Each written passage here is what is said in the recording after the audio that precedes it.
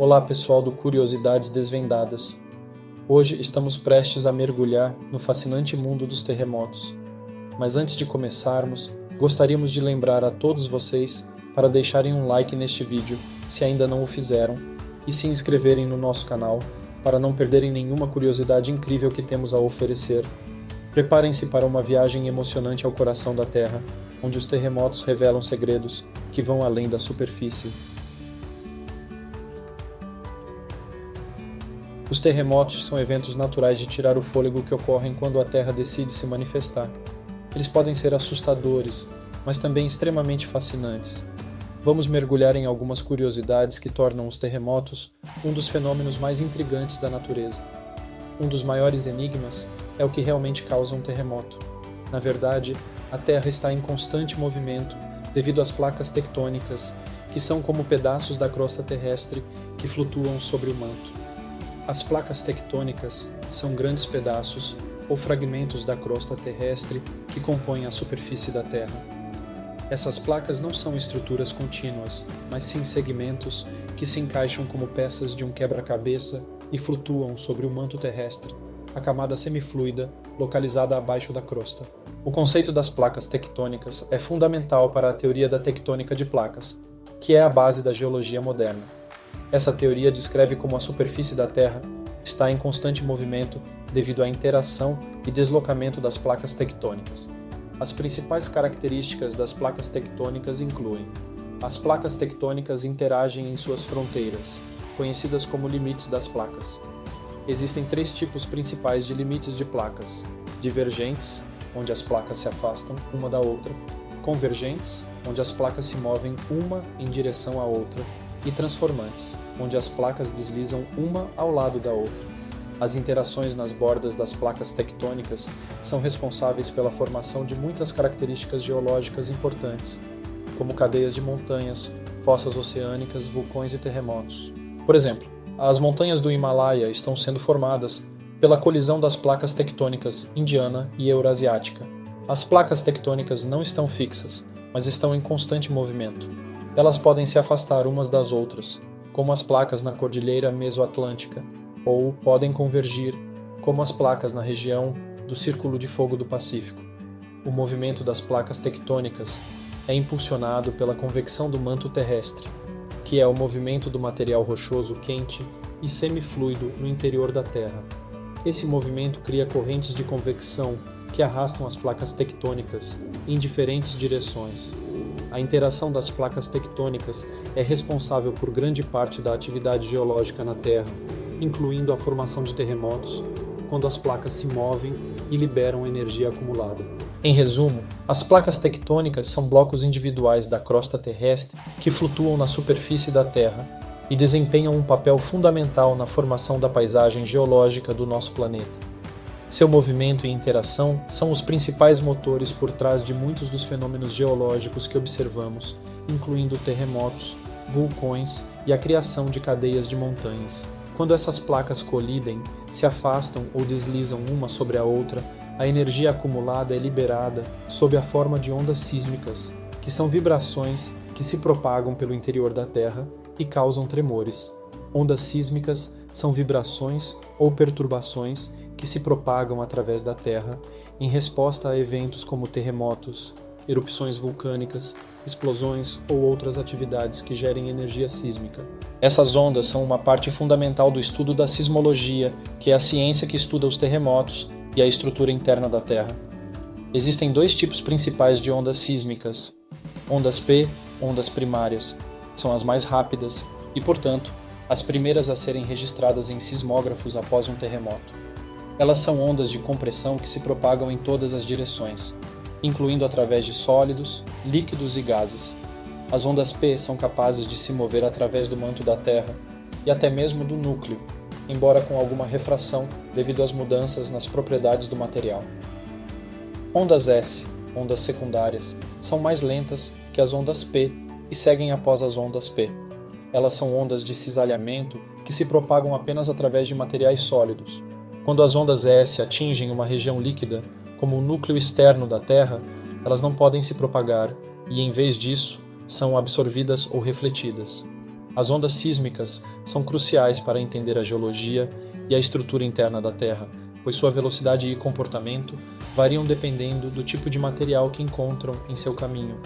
Os sismógrafos são instrumentos projetados para detectar e registrar essas ondas sísmicas, permitindo para os cientistas estudar a atividade sísmica e entender melhor os processos que ocorrem dentro do nosso planeta. Além disso, o estudo das ondas sísmicas é fundamental para a identificação de áreas de risco sísmico e para o desenvolvimento de sistemas de alerta precoce para terremotos, que podem salvar vidas ao permitir que as pessoas se preparem ou se abriguem antes da chegada das ondas sísmicas destrutivas. Alguns dos terremotos mais devastadores são desencadeados por atividade vulcânica, que ocorre quando um vulcão entra em erupção. O terremoto de Krakatoa, na Indonésia, em 1883, foi tão poderoso que causou a erupção da ilha vulcânica em que estava localizado. As explosões foram ouvidas a mais de 4.800 quilômetros de distância. Quando se trata de terremotos, a localização pode ser crucial. Terremotos submarinos são particularmente perigosos porque podem gerar tsunamis, que são ondas gigantes que se propagam através dos oceanos. Um exemplo notório é o terremoto de 2004 no Oceano Índico, que criou tsunamis devastadores que afetaram 14 países e resultaram em centenas de milhares de mortes. Após um grande terremoto, é comum que ocorram réplicas, que são tremores menores que ocorrem na mesma região após o evento principal.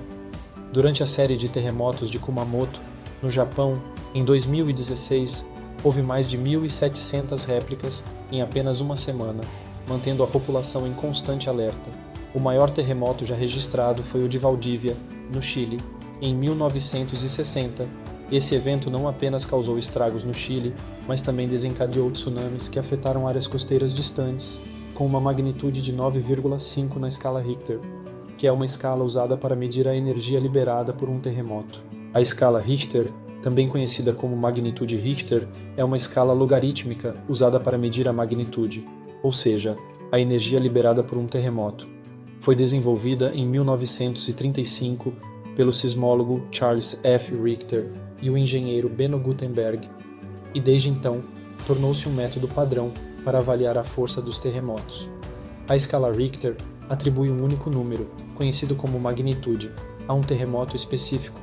Esse número é baseado na amplitude das ondas sísmicas registradas em sismógrafos. É importante notar que a escala Richter não tem um limite superior, o que significa que não há um número máximo de magnitude. No entanto, na prática, os terremotos mais poderosos, registrados historicamente, têm magnitudes na faixa de 9 a 10. A escala Richter é logarítmica, o que significa que cada unidade na escala representa um aumento de 10 vezes na amplitude das ondas sísmicas e cerca de 31 vezes mais energia liberada. Por exemplo, um terremoto de magnitude 6 libera cerca de 31 vezes mais energia do que um terremoto de magnitude 5. A magnitude Richter é uma medida objetiva da energia de um terremoto e não depende da localização do observador. Isso a torna uma ferramenta útil para comparar a força de terremotos em diferentes lugares e momentos. No entanto, a intensidade de um terremoto, ou seja, o impacto real que ele tem em uma área específica, pode variar amplamente com base na profundidade, na distância do epicentro e na geologia local. É importante observar que, ao longo dos anos, foram desenvolvidas outras escalas sísmicas, como a escala momento sísmico, MW, que é mais precisa e é amplamente usada para medir a magnitude de terremotos significativos. No entanto, a escala Richter ainda é amplamente reconhecida e usada como referência na divulgação de informações sobre terremotos, especialmente para o público em geral. Para entender e monitorar terremotos, os cientistas utilizam sismógrafos, que são instrumentos que medem as ondas sísmicas. Com o avanço da tecnologia, agora podemos monitorar terremotos em tempo real e tomar medidas de precaução mais eficazes. Graças à sismologia, que é o estudo das ondas sísmicas e do comportamento da Terra, estamos melhor equipados para prever, entender e até mesmo mitigar os impactos desses eventos.